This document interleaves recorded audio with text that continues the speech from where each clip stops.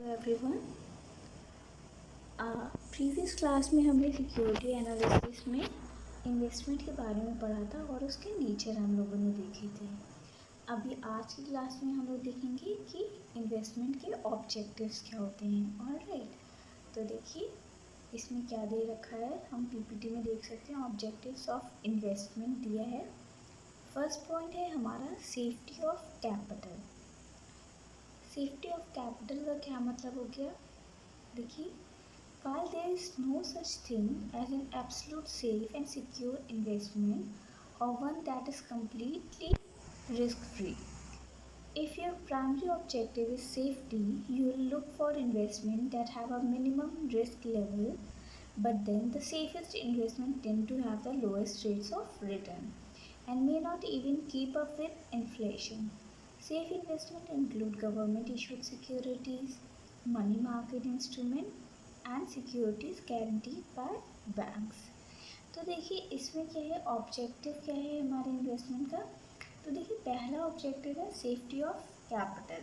इसका मतलब क्या हुआ कि जो हम पैसा इन्वेस्ट कर रहे हैं वो हम सेफर हैंड में दे रहे हैं, है ना। अगर आप अपना पैसा कहीं लगाते हो तो आप ये सोचते हो ना कि आपको उससे प्रॉफिट ही हो, ऐसा तो सोचते हो कि हाँ मैं पैसा लगा रहा हूँ और लॉस हो जाए। आप तो यही सोचोगे कि मैं पैसा लगाऊं और उसमें मुझे मैक्सिमम प्रॉफिट मिल के, है ना, उसे एक सर्टेन पॉइंट ऑफ टाइम के बाद उसमें मैक्सिमम प्रॉफिट मिले। तो इसमें यही है हमारा ऑब्जेक्टिव क्या होता है, इसलिए पहला कि सेफ्टी रहे। तो देखिए अगर हम लोग ऐसे सेफ़र उसमें देखें तो ऐसा तो कुछ भी नहीं होता ना जिसमें आप एकदम 100% श्योर हो कि सेफ़ ही है। कुछ भी कभी भी हो सकता है, तो हम लोग हरदम श्योर नहीं हो सकते हैं।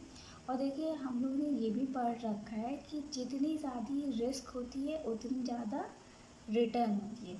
तो अगर आप सेफ़र हैंड में चलेंगे, सेफ्टी को ध्यान में रखेंगे तो क्या होगा, आपको रिटर्न भी उतना ही कम मिलेगा, है ना। अगर आपकी रिस्क कम है तो आपका रिटर्न भी कम होगा।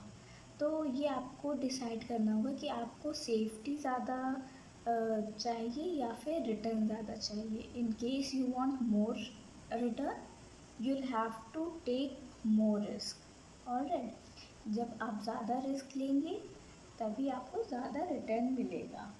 तो इसमें देखिए अगर आप सेफ़र हैंड्स में जाना चाहते हैं तो इसमें देखिए एग्जांपल्स दे रखा है।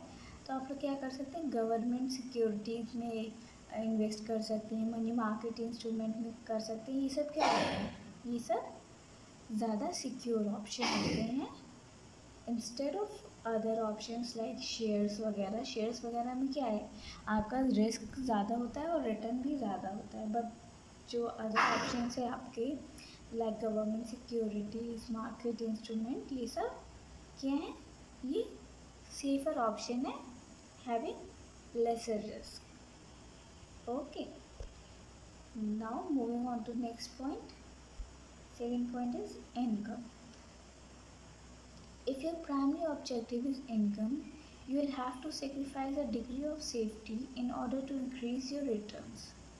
Even the most conservative investors like to have some level of income in their portfolio just to keep up with the rate of inflation. Example, investing in stock markets earn a higher return but with higher risk.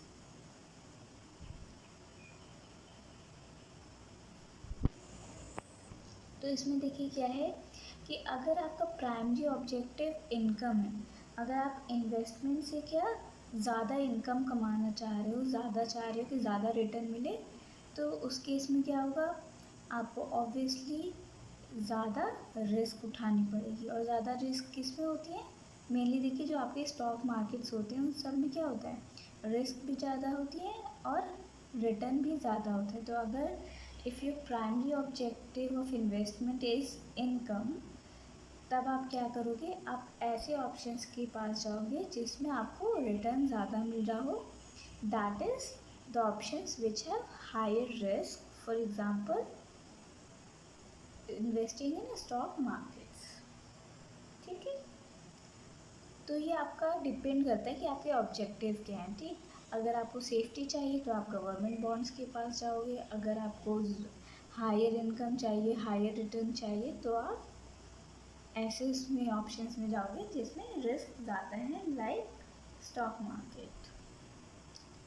Third point है आपका growth. इसमें देख लो, if you are growth oriented you would normally be less concern with safety and do not totally depend on income from investment funds. These types of investment is in growth instruments are more likely to fluctuate in value and might have a greater risk of loss.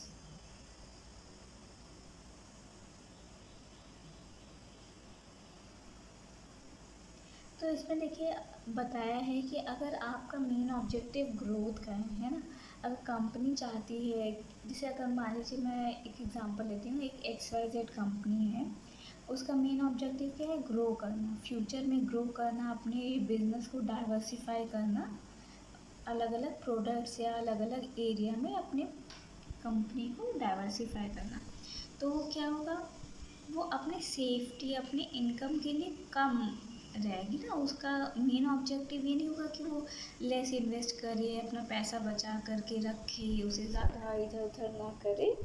उसका main objective क्या होगा, उसका main objective growth purpose है अगर, तो वो growth पे focus करेगी और उसे जहाँ जहाँ लगेगा कि उसे इन्वेस्ट करना चाहिए, देल इन्वेस्ट देयर।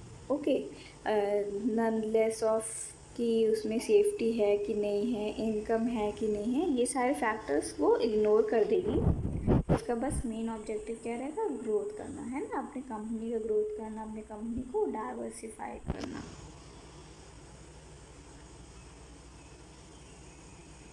और देखिए इसमें, देखिए जो ग्रोथ वाले होते हैं इसमें ये भी होता है कि आपको रिस्क ऑफ लॉस ज़्यादा होता है ना, क्योंकि अगर आप ग्रो कर रहे हो, आप डाइवर्सिफाई कर रहे हो अपने प्रोडक्ट को, अपने बिजनेस को, तो you are not very sure कि वो प्रॉफिटेबल होगा कि नहीं होगा, वो मार्केट में सस्टेन करेगा कि नहीं करेगा, है ना। मे बी आप डाइवर्सिफाई करो, नया प्रोडक्ट लॉन्च करो एंड मे बी वो एक फ्लॉप हो जाए, उसके उतने कस्टमर ना बने, उसको लोग उतना पसंद ना करें, तो इट मे बी प्रॉफिटेबल और इट मे बी लॉस, तो कुछ भी हो सकता है। तो इस वजह से जो ग्रोथ वाले इंस्ट्रूमेंट होते हैं वो क्या होते हैं, आपके लिए ज़्यादा रिस्क ऑफ लॉस होता है, लेकिन जिन्हें इन्वेस्ट करना होता है वो इन्वेस्ट करते हैं, क्योंकि उनका मेन ऑब्जेक्टिव क्या है, ग्रो करने का, instead of safety and income.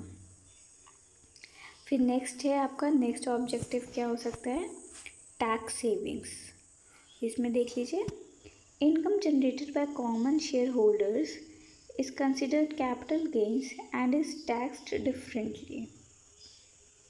Taxes on capital gains are significantly lower than taxes on interest income or ordinary income like salary. If your primary objective is tax saving, registered plans such as National Pension Scheme and tax-free saving accounts are the best bet. However, there are also effective ways to earn good returns along with saving taxes, like investing in tax saving mutual funds or life insurance policy.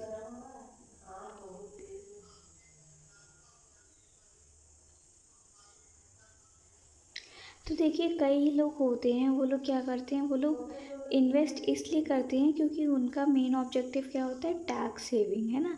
अगर देखिए, अगर आप लोग ने देखा होगा कि जैसे अगर आप लोन लेते हैं बैंक से, तो वो क्या होता है, जो लोन का इंटरेस्ट होता है वो दैट इज़ टैक्स डिडक्टेबल, है ना।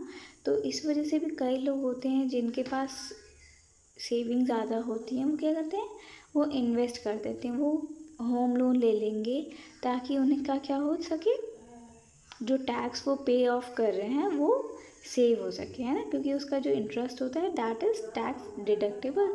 तो आपके दो दो प्रॉफिट हो रहे हैं, आपका टैक्स भी बच रहा है और आप एक जगह इन्वेस्ट करके पैसे भी अर्न कर ले रहे हो, है ना। एक जगह इन्वेस्ट कर दे रहे हो तो क्या हो रहा है, वो तो प्रॉफिटेबल होगा ही, साथ में आपको टैक्स डिडक्शन भी मिल रहा है, तो वो डबल बेनिफिट हो जाता है जो भी इन चीज़ों में इन्वेस्ट करता है। जैसे इसके एग्जांपल्स अगर होम लोन भी हो गया, पेंशन स्कीम्स हो गई या फिर टैक्स सेविंग अकाउंट्स हो गए, तो इन सब में वो इन्वेस्ट कर सकते हैं। ठीक, तो आपके देखिए मैंने बताया जैसा कि आपके ऑब्जेक्टिव्स क्या क्या थे। फर्स्ट था आपका सिक्योरिटी, सेकंड था income, third growth and fourth was tax saving. तो ये 4 ऑब्जेक्टिव हो गए आपके इन्वेस्टमेंट के।